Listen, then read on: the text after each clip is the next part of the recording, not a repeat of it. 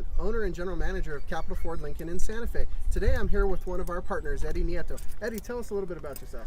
Good morning, Mr. Brandt. My name is Eddie Nieto. Me and my wife, Melissa, own Nieto Team Roping in Los Lunas, New Mexico. We've been really blessed to be able to have this business for 15 years now. God has really used it in such a way in lives of kids and adults that want to learn how to rope and ride.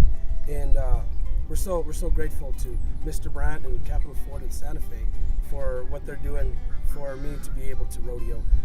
It takes a lot to be able to go down the road and to have entry fees and to be able to compete.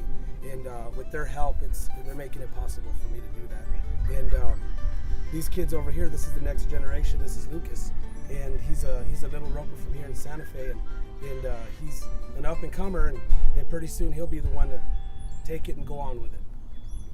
Well, at Capital Ford Lincoln, we're proud to support our community and the programs like these.